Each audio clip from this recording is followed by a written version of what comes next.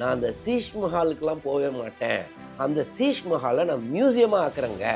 ஏன்னா மக்கள் வரி பணம் எப்படிலாம் போச்சு பாருங்க, அது தெரியட்டும் மக்களுக்கு. 2 அட்ஜசன்ட் பெரிய பங்களாவை எடுத்திருக்காங்க. ஒவ்வொரு பங்களாலையும் 25 ரூமாங்க. கேஸ் ஸ்டவ் மட்டும் சாதாரணமாக நம்ம கேஸ் ஸ்டவ்னா எவ்வளோ யோசிப்போம், 4000 ரூபா, 5000 ரூபா, 10,000 ரூபான்னு. ஆனால் கேஸ் ஸ்டவ் மட்டும் பார்த்தீங்கன்னா 63,000 ரூபாயாங்க. உண்மையான சீஷ் மஹாலை நாங்கள் மக்களுக்கு கொடுத்துட்டோம். ஆக்சுவலாக அரவிந்த் கெஜ்ரிவால் பாருங்க, அவ்வளோ பணத்தை செலவு பண்ணி அந்த சீஷ் மஹால் வச்சிருந்தாரு. இது எல்லாருமே ஒரு பங்களாக்கு தான், இன்னும் பக்கத்து பங்களாக்கு செலவே ஆரம்பிக்கல. ஸோ அது வந்துட்டு நான் அஃபிஷியல் மீட்டிங்காக கேம்ப் ஆஃபீஸ்னு சொல்றாங்க.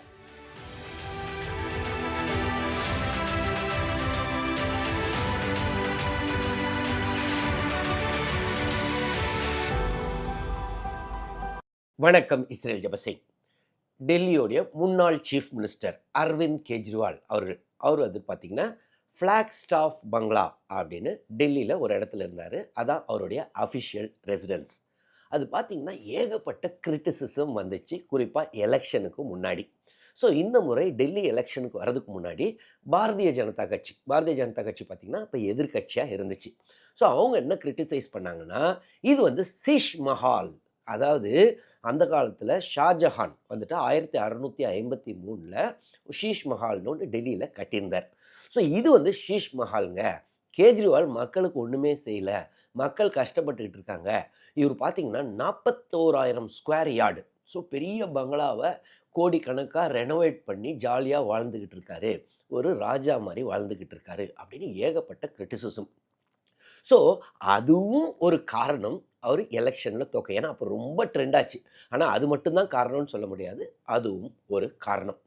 ஸோ அதற்கப்புறம் பார்த்திங்கன்னா எலெக்ஷனில் அவர் தோற்றதுக்கப்புறம் பாரதிய ஜனதா கட்சி ஜெயிக்கிறாங்க. அப்போ ரேகா குப்தா மேடம் அவங்கள வந்து சிஎம்மாக நாமினேட் பண்ணுறாங்க பாரதிய ஜனதா கட்சியிலேருந்து. ஸோ அவங்க சொல்கிறாங்க, இதை பாருங்கங்க, நான் அந்த சீஷ் மஹாலுக்கெல்லாம் போகவே மாட்டேன், அந்த சீஷ் மஹாலை நான் மியூசியமாக ஆக்குறேங்க.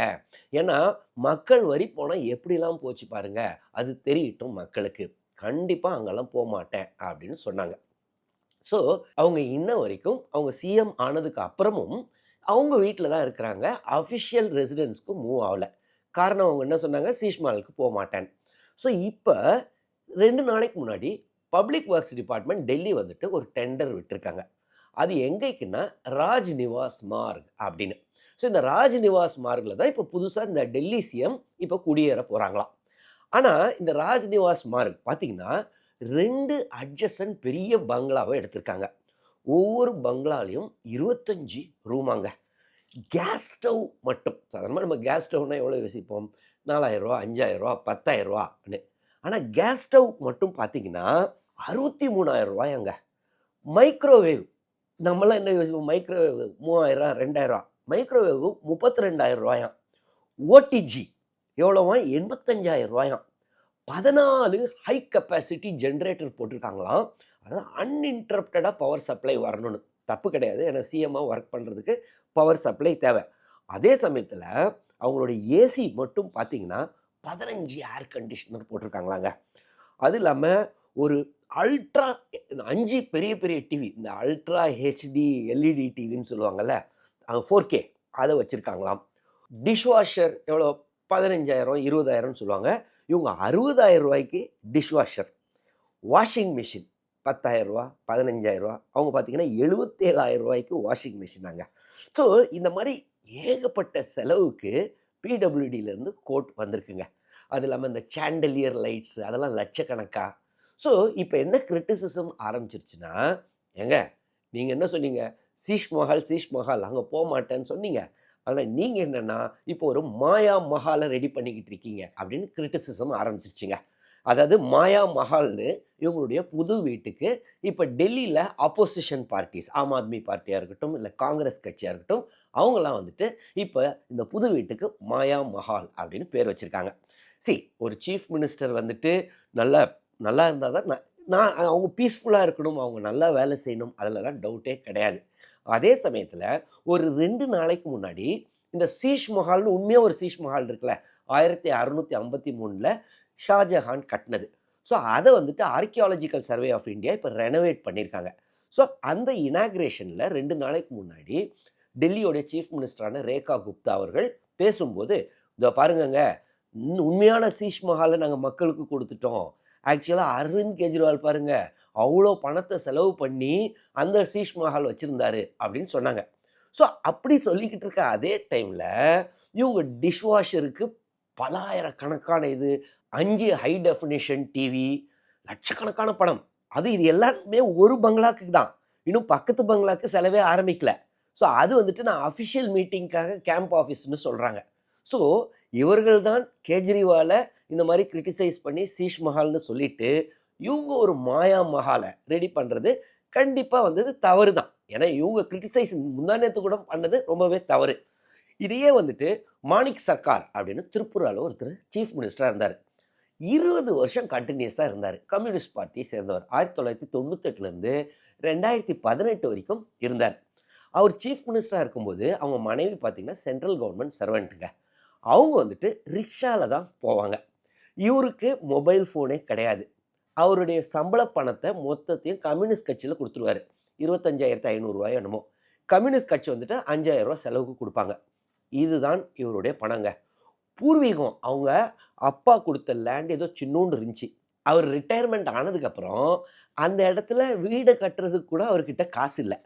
ஸோ பார்த்தீங்கன்னா கடைசியில் கட்சி ஆஃபீஸில் கொஞ்ச நாள் தங்கியிருந்தாங்க. ஸோ அங்கே பார்த்தீங்கன்னா திரிபுரா கேடர் ஆஃபீஸர்ஸ்ட்டெல்லாம் ஐஏஎஸ் ஆஃபீஸர்ஸ் என் ஃப்ரெண்ட்ஸ் இருந்தாங்க. அவங்ககிட்டலாம் பேசும்போது நிறைய வாட்டி சிஎம்முடைய ஒய்ஃப் ரிக்ஷாவில் போய்கிட்டு இருப்பாங்க பக்கத்தில். அதெல்லாம் ரொம்ப நார்மலுங்க திரிபுராவில் அப்படின்னு சொன்னாங்க. அது இல்லாமல் பார்த்தீங்கன்னா அவங்க ட்ரெயின்லலாம் ஏதோ மீட்டிங்க்கெலாம் போகிறாங்கன்னு வைங்களேன், மற்ற ஸ்டேட்டுக்கு செகண்ட் கிளாஸ் ஸ்லீப்பரில் தான் அவங்க போவாங்க. ஸோ ஒரு சீஃப் மினிஸ்டர்னா அந்த நேர்மைக்கு பேர் போனவர் அப்படின்றது யாருன்னா மாணிக் சர்க்கார். அது இன்றைய காலத்தில், அந்த காலத்தில் நம்ம தமிழ்நாட்டுடைய காமராஜர் சொல்லலாம். ஸோ ஒரு காமராஜரோ இல்லைன்னா ஒரு மாணிக் சர்க்காரோ இந்த மாதிரி சீஷ் மஹால் அப்படின்னு சொல்லியிருந்தா நம்ம ஓகேன்னு சொல்லலாம். ஆனால் இவங்களே இவ்வளோ லேவிஷாக ஸ்பெண்ட் பண்ணிட்டு 2 நாளைக்கு முன்னாடி கூட அரவிந்த் கெஜ்ரிவாலை தாக்குதல் செய்வது எப்படி இருக்குன்னா, ஏங்க எனக்கு வந்தால் அது ரத்தம், உனக்குன்னா தக்காளி சட்னி, அந்த கதை மாதிரி தான் இருக்குது. ஒரு சிஎம்னா ஒரு ஸ்டாண்டர்ட் ஆஃப் லைஃப் இருக்கணும், நல்லாவே இருக்கணும், அதெல்லாம் தவறே கிடையாது. அப்புறம் நம்மளுடைய நாட்டுடைய சீஃப் மினிஸ்டரே நல்ல இடத்துல இல்லைன்னா அப்புறம் மக்கள் எல்லாருமே அப்படி தான் நினைப்பாங்க. ஸோ இருக்கிறதுல தவறே இல்லை. ஆனால் இவங்க பண்ணதெல்லாம் கிரிட்டிசிசம், கடைசியில் இவங்களே அதை தான் பண்ணிக்கிட்டு இருக்காங்க அப்படின்னு தான் தோணுது. இன்ஃபேக்ட்டு சில நாளைக்கு முன்னாடி நான் ஒரு வீடியோ கூட பண்ணியிருந்தேன். என்னென்னா மദ്രാசி கேம்ப் டெல்லியில் ரிமூவ் பண்ணாங்க. அவங்கெல்லாம் பார்த்திங்கன்னா ஒரு ஸ்லம் ஏரியா மாதிரி இந்த இடத்துல ரொம்ப கஷ்டப்பட்டுக்கிட்டு இருந்தாங்க தமிழ் ஜனங்கள். ஸோ பார்த்திங்கன்னா ரேகா குப்தா மேடமோடைய பார்ட்டி அப்போ என்ன சொன்னாங்கன்னா, உங்களுக்கு நீங்கள் இருக்கிற இடத்துல நாங்கள் பட்டா தருவோம் அப்படின்னு தேர்தல் வாக்குறுதி கொடுத்தாங்க. ஆனால் தேர்தல் முடிஞ்சு 2 மாதத்துக்குள்ளே பார்த்திங்கன்னா அவங்கெல்லாம் எவிக்ட் ஆனாங்க. ஸோ அப்பயே பார்த்திங்கன்னா அந்த மദ്രാசி ஜனங்களில் நிறைய கோஷமிட்டார்கள் ரேகா குப்தா மேடம்க்கு எதிராக. எங்களுக்கு நீங்கள் அவ்வளோ வாக்குறுதி கொடுத்தீங்க, ஆனால் இங்கே பார்த்தீங்கன்னா 2 மாதத்துல எங்களெல்லாம் துரத்துறீங்க அப்படின்னு. ஸோ அவங்க பேசுகிறது ஒன்று, செய்கிறது ஒன்றா தான் இருக்குதுன்னு எனக்கு தோணுது. இப்போயே அங்கே ஏகப்பட்ட கிரிட்டிசிசம். அவங்க போனாங்கன்னாலே 33, 34 காரை எடுத்துக்கிட்டு அங்கே டிராஃபிக்கே ஜாம் பண்ணுறாங்களாம், கான்வாய் மாதிரி போகிறாங்களாம். ஸோ என்னை பொறுத்தவரை அரவிந்த் கெஜ்ரிவால் அவர்கள் சீஷ் மஹால் அதை நான் சப்போர்ட் பண்ணுறேன்னா நினைக்காதீங்க. நான் ஏற்கனவே கூட ஒரு வீடியோ பண்ணியிருந்தேன், அது ரொம்ப தவறு இந்த மாதிரி சீஷ் மஹால்னு. ஆனால் ஒரு சிஎம்னா ஒரு நல்ல ஸ்டாண்டர்டாக இருக்கணும், அதில் டவுட் கிடையாது. ஆனால் அதை கிரிட்டிசைஸ் பண்ண மேடம் ரேகா குப்தா மேடம் அவங்களே இப்போ ஒரு மாயா மஹாலை ரெடி பண்ணுறது தவறுன்னு தான் என்னுடைய வியூ. உங்களுடைய வியூ என்னவோ அதை கமெண்ட்ஸில் எழுதுங்க, நானும் பார்த்து தெரிஞ்சுக்கிறேன். அது இல்லாமல் இந்த வீடியோவில் ஏதாவது டவுட்ஸ் இருந்துச்சுனாலும் கமெண்ட்ஸில் எழுதுங்க, நான் கிளாரிஃபை பண்ணுறேன். தொடர்ந்து இந்த சேனல் மூலமாக சந்திப்போம். நன்றி, வணக்கம்.